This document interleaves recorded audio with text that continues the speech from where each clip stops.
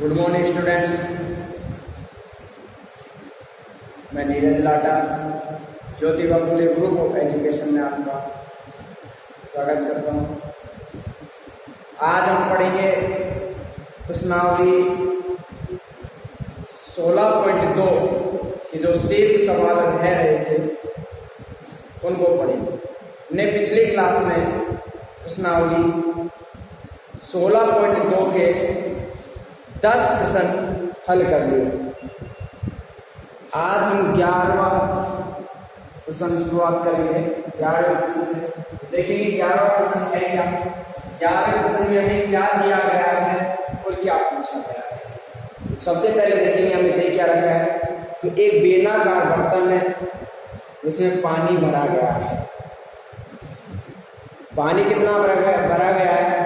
एक बेलनाकार बर्तन में 30,800 सेंटीमीटर क्यूब पानी भरा है।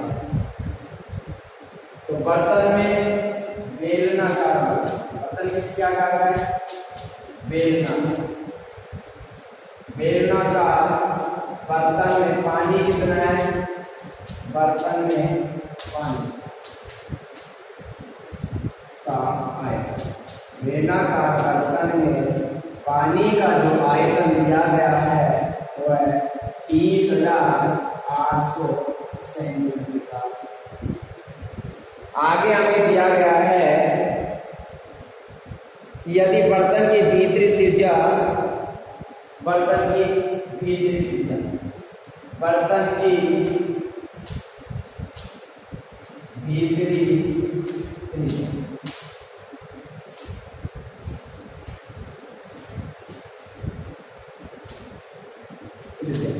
और बर्तन के जो भीतर त्रिज्या है R वो हमें देखे 14 से।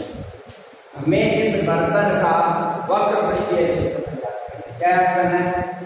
वक्र पृष्ठीय क्षेत्र और वक्र पृष्ठीय क्षेत्रफल याद करने के लिए सबसे पहले में यहाँ आवश्यकता पड़ेगी ऊंचाई। ऊंचाई का मान याद करने के लिए हमें पानी का आयतन दे रखा है। तो इसकी सहायता से हम पहले ऊंचाई याद करेंगे। बेलनाकार बर्तन है और उसका आयतन बेलनाकार है बर्तन, इसमें बेलन का आयतन होता है पाई R² H बराबर 30,800। पाई का मान होता है हमारे पास कितना 22/7। R का मान कितना होगा।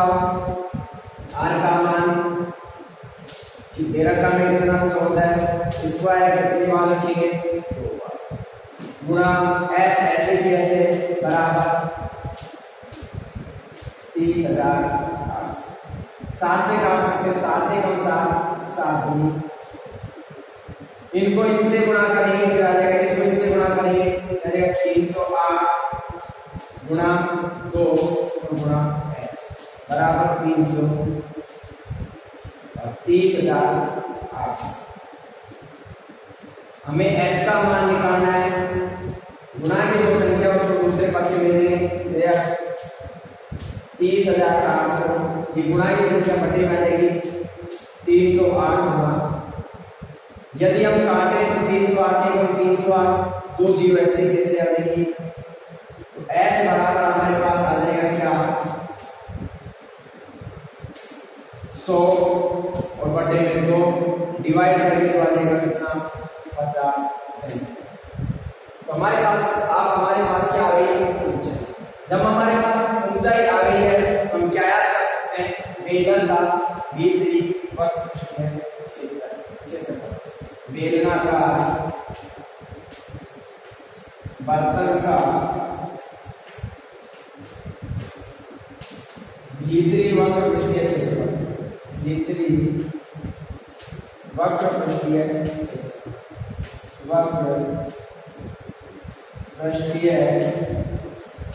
क्षेत्रफल भीतरी वक्र पृष्ठीय क्षेत्रफल।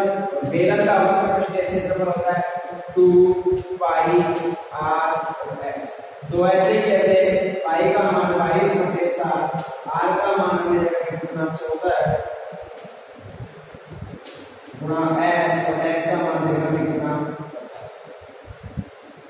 7 से 7 दूनी 22 गुना 44, 44 गुना 50 गुना 100, 44 गुना 100 का कितना है 4400 सेंटीमीटर का स्क्वायर।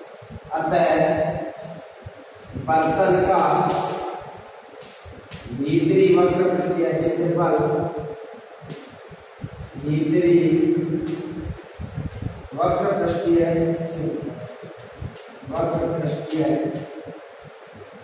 क्षेत्रफल बराबर 4400 सेंटीमीटर का स्क्वायर। इस प्रकार हमने बेलन का क्या याद कर लिया, बर्तन के भीतर का वक्रपृष्ठीय क्षेत्रफल। सबसे पहले हमने बेलन बेलनाकार बर्तन की पानिया का आयतन 30,800 सेंटीमीटर क्यूब, बर्तन की भीतरी त्रिज्या दे रखी थी 14 सेमी। हमें याद करना था बेलनाकार बर्तन का भीतरी वक्रपृष्ठीय क्षेत्रफल का सूत्र है 2πr(h). r का मान हमारे पास दिया हुआ था 14 से, h का मान हमारे पास नहीं था, इसलिए आयतन की सहायता से पहले हमने इसका मान याद किया h। जब h का मान हमारे पास आ गया तो हमने सूत्र में मान रख दिया और इस प्रकार हल करने पर हमें प्राप्त हो 4400 सेंटीमीटर का स्क्वायर। इस प्रकार हमने बेलन का क्या याद कर लिया, बेलनाकार बर्तन का वक्रपृष्ठीय क्षेत्र। इसी क्रम में अगला सवाल देखेंगे, 12वां सवाल।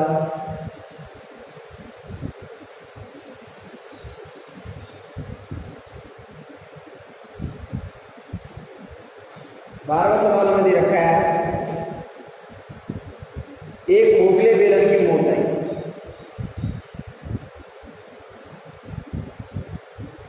एक खोखला बेलन है। तो सबसे पहले देखिए 12वां में क्या दे रखा है, एक खोखले बेलन की मोटाई, खोखले बेलन की मोटाई, खोखले बेलन की मोटाई,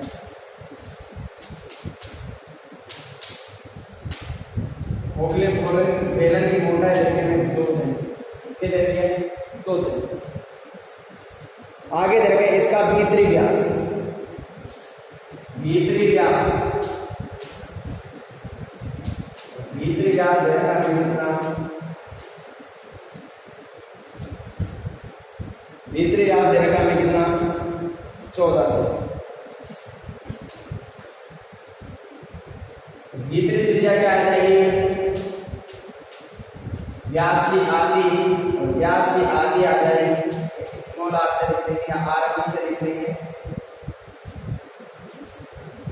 तो बराबर आधा हो जाएगा कितना 7, कितना हो जाएगा 7। अब आंतरिक त्रिज्या निकालेंगे, आंतरिक त्रिज्या, तो आंतरिक त्रिज्या हमारे पास आ जाएगी, मोटाई त्रिज्या में आंतरिक त्रिज्या में जो घटेगी तो कितने हो जाएगी 5।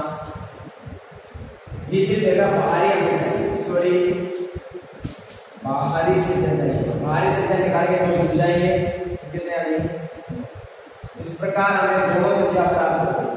आगे हमें रखा है बेलन की ऊंचाई, और ऊंचाई हमें कितनी रखी है, ऊंचाई h बराबर, ये हो गया, इस त्रिज्या को क्या मान लेंगे 8,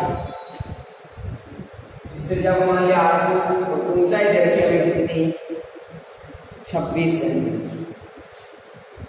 दोनों सिरे खुले हुए हैं और हमें याद करना है इसका क्या, खोखले बेलन का संपूर्ण पृष्ठीय क्षेत्रफल, खोखले बेलन का, खोखले बेलन का संपूर्ण पृष्ठीय क्षेत्रफल, संपूर्ण पृष्ठीय, खोखले बेलन के संपूर्ण पृष्ठीय क्षेत्रफल का सूत्र क्या होता है 2π कोष्ठक r1 प्लस r2, और यह क्या आएगा h प्लस r1 माइनस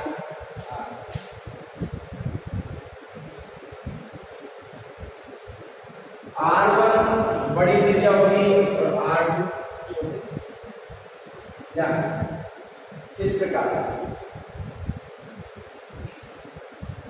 अब हम यह मान रख सकते हैं, मान रखेंगे 2, y का मान 22/7, R1 का मान हमारे पास है कितना 9, R2 का मान है हमारे पास कितना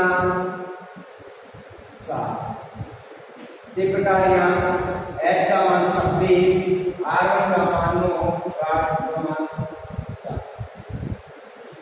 22 गुना 44/7 ये हो गए कितने जोड़े 9 7 16 गुना 26 9 35 और 35 में से 7 ले तो 28, 7 से काट दो, 7 1 हम 7 7 4 28, आगे 44 और 16 24 गुना कर लेंगे। 44 गुना 64 करें और 44 गुना 64 करेंगे तो 44 गुना 88 दूना 172 गुना करेंगे 44 गुना 64 4 4 16 आसन की 1 16 24 24 6 1 8 2816 सेंटीमीटर। इस प्रकार हमें प्राप्त हो गया क्या, खोखले बेलन का संपूर्ण पृष्ठीय क्षेत्रफल, खोखले बेलन का संपूर्ण पृष्ठीय क्षेत्रफल हमें प्राप्त हुआ क्या 2816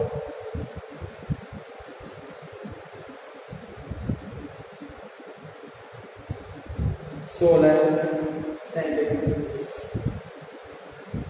एक बार और देख लेंगे, हमें ये दे रखा है प्रश्न में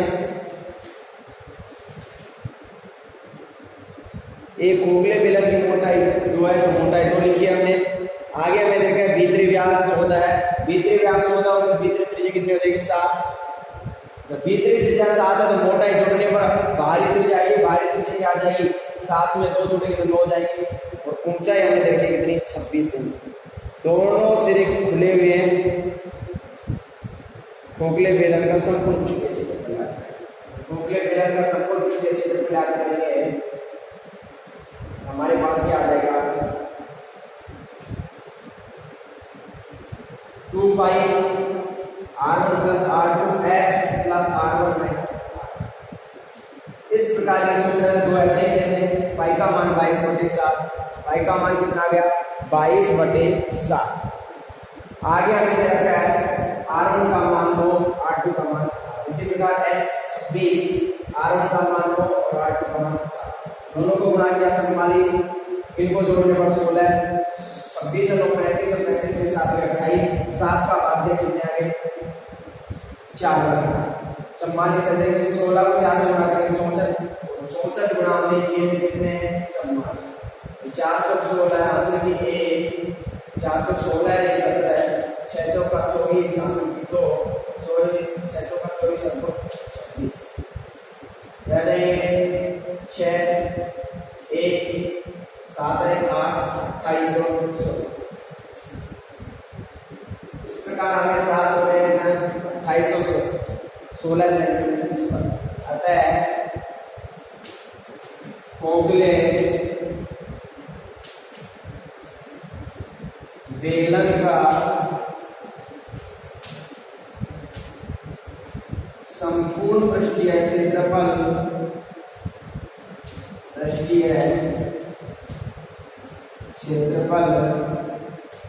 बराबर 2816 सेंटीमीटर।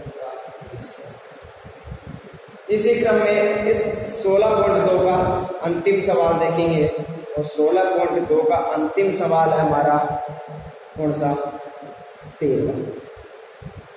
इसमें भी खोखला बेलन दिया हुआ है, इसकी कुछ माप दी गई, देखिए किस प्रकार से माप दी गई।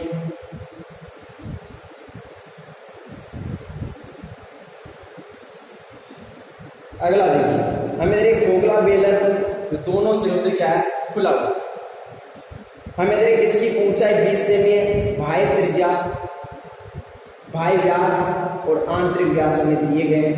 खोखले बेलन का आयतन है, देखिए सबसे पहले हमें देखा है कि खोखले बेलन की ऊंचाई, और खोखले बेलन की ऊंचाई हमें दे रखी है कितनी,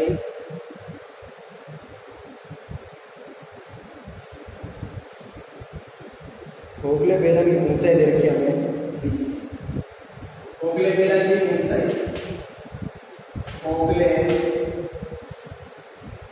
बेलन की,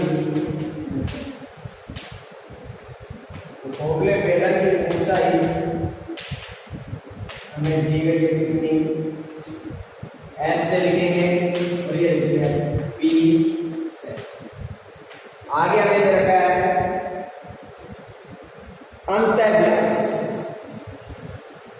अंतःव्यास, अंतःव्यास दे रखा है 26।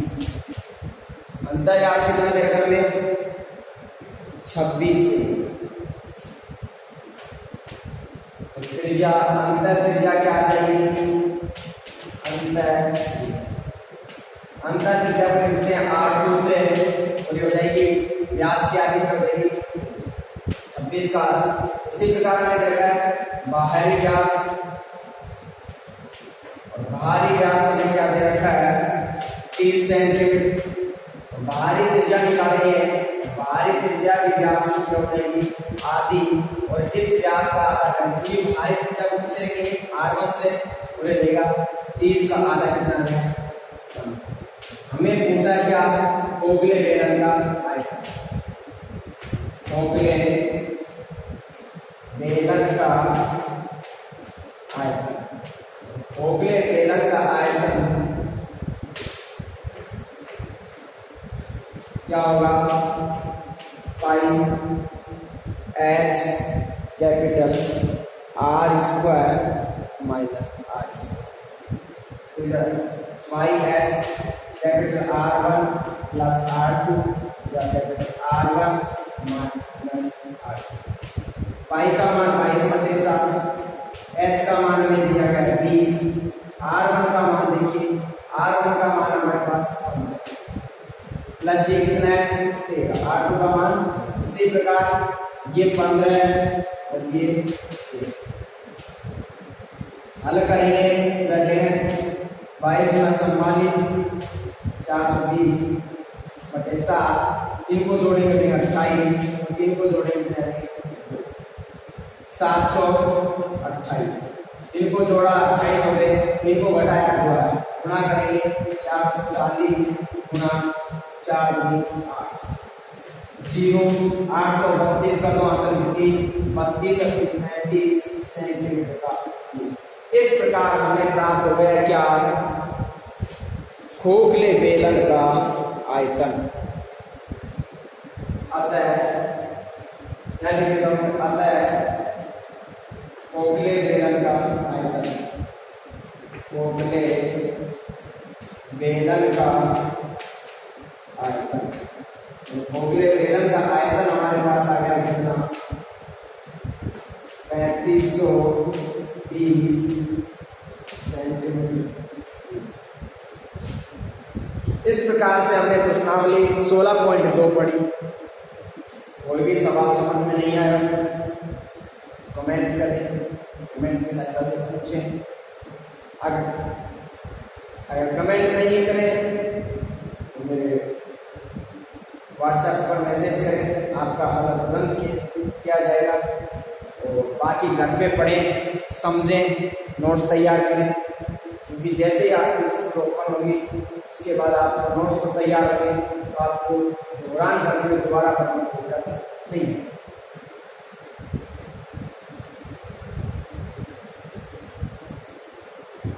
आज के लिए हम इतना ही पढ़ेंगे, आगे की चर्चा करेंगे कल।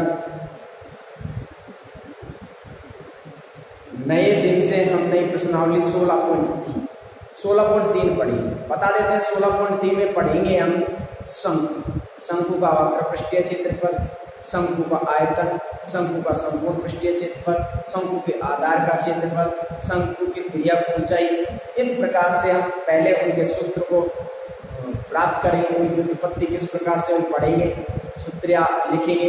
इसके बाद हम इससे आगे सवाल हल करेंगे, इसकी चर्चा करेंगे कल। आज के लिए इतने काफी। जय हिंद, जय भारत।